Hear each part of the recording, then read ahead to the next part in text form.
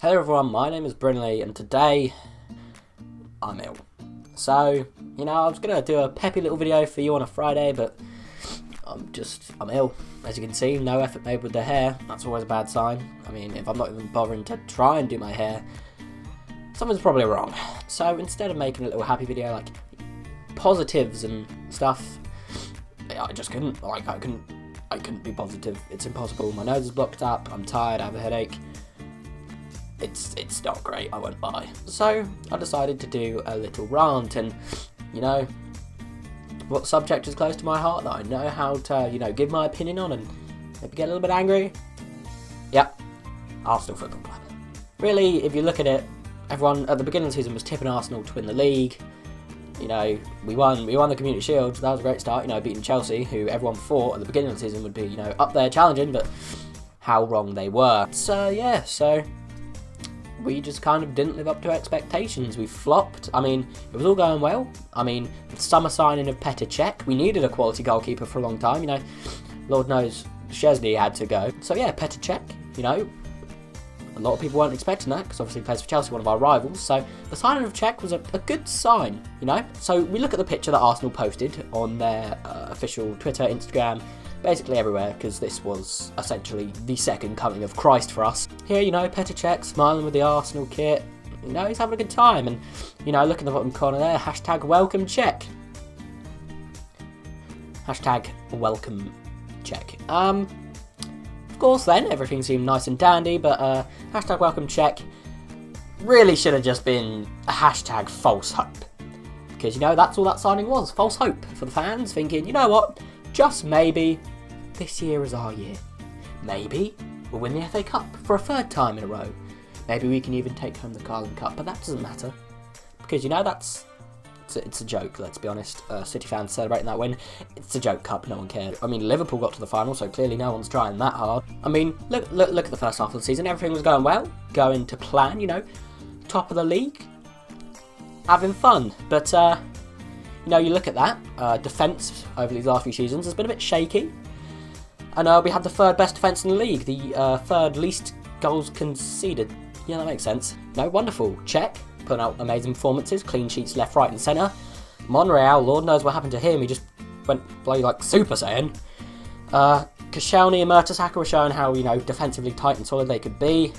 Bellerin completely came out of the shell, continuing on his amazing form from last season. Our half of the pitch, everything's fine and dandy. You look at the attacking end, we were the fourth highest goal scorers in the league. And for a team that's going to be winning the league, you may want to be top of that, because obviously having a better defence is more important than having a good strike force, because if you concede 0 goals in a game, the least you're going to get is a point.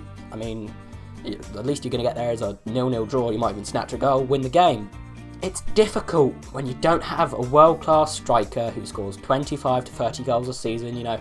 Spurs have Kane, Leicester have Vardy, who's just exploded into basically the Premier League. Man City have Aguero. Who have Arsenal got? Olivier Giroud, Danny Welbeck, Theo Walcott. Now, Giroud is on one side of the scale. Giroud is that debatable powerhouse striker, He hasn't got much pace on him.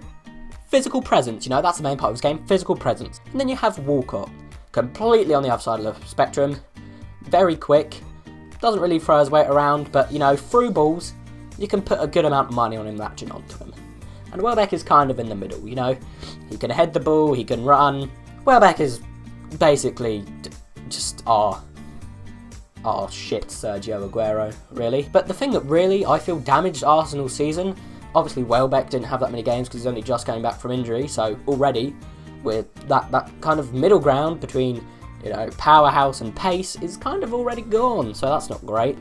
We were always switching off strikers, like a couple games we'd play Giroud up there, then a couple games we'd play Walcott up there, and by all means, it was slightly working, we're top of the league, we're winning games, but the thing that's bad about switching your striker is that you can't form a consistent style of attacking play. Like, 1 week you're having to whip in crosses for Giroud to try and win in the air, because let's face it, you play it over the top through ball. I mean, Mertesacker's probably got more hope on getting on the end of it. And then the next week, we play Walcott, where you'd whip it in and bloody Joe Allen would probably win a header against him. I mean, It's basically like he doesn't have calves, he can't like jump. So, you know, the team, you know, the players behind them, Sanchez, Joel Campbell, Chamberlain, Ozil, Cazorla, etc., didn't really know what to do at times. Like, they'd know, oh, we played, obviously they're not like retards, I'm not saying they have an IQ of like 7. Let me ask you this, Alice. I was wondering if it'd be okay if we'd go on a second date. Can we just be friends? Oh, well, there's plenty more fish in the sea for me. Farewell, my friend. You little dumbass bitch, I ain't fucking with you! But it kind of makes sense. Like, we didn't have a consistent style of attacking play. We didn't have a world-class striker that's gonna, you know, if you look at bloody Olivier Giroud and go, yeah, he's gonna get a Premier League winners medal. It's like, is he though? He cares more about his hair and his modelling career than his football. Not really a good sign. So, the January transfer window comes along. And you know, we were linked with the likes of Higuain, Cavani, Benzema, again. We're linked with all these guys in the summer. Lord knows that didn't happen. And you know, we Arsenal fans, we get belief again. We're like, do you know what? Wenger went for talks with Cavani. Apparently Cavani wanted to leave. That's brilliant. I mean, Benzema, Ronaldo was playing up front for Madrid, so maybe he's an option. And Higuain, you know, Napoli aren't really going to launch a challenge for the Serie A title, so maybe he wants to come to Arsenal, who, let me remind you, are currently top of the league, and, you know, maybe have a go at the Prem. So, who do Arsenal go out and sign? Mohamed El Neni. Mohamed El Neni. Now, I'm going to be honest, until we were linked with him, I had no clue who he was. Researched him a bit. He's an Egyptian lad playing in the Swiss league for FC Basel. Now, don't get me wrong, FC Basel, as far as I know, are maybe the best side in the world, you know? They beat a Premier League team a couple years back in the Champions League, I believe, when Kerem Fry... No! I don't know, someone scored a lot of goals. They beat someone better than there. I was like, oh, Basel. But, I'll be honest, I'd never ever heard of Mohamed El Neni. I'd never even seen a picture of him. All I knew was that we were looking at signing some, you know, defensive midfielder. You know, not like we already have 5 of them already. I mean, we have a lot of defensive midfielders, or at least players that can play there. I mean, Coquelin, I mean, Cazorla, bloody Ramsey can play there, Arteta, and Matteo Flamini can all play defensive midfield, but no! Let's buy another! I mean, okay, can we just take a minute to appreciate this photo of Francis Coquelin? Like, I think that's my favourite photo ever. Like, you look at it, I mean, I don't even know what that is, and may I just point someone out, this man has a wife and kids, okay? If that face can get married and impregnate a female, I think there's hope for all of us, lads, so, you know, chill out. So basically, you know, El Neni, he's a bench player. I mean, we've seen it. I mean, he doesn't have the first team quality. I mean, Coquelin was injured at the time, yes, but he came straight back into the team almost immediately. Ramsey was playing CDM, Cazorla can play there. Obviously, Flamini and Arteta, even though Arteta doesn't seem to have any legs at the minute, he can still play there.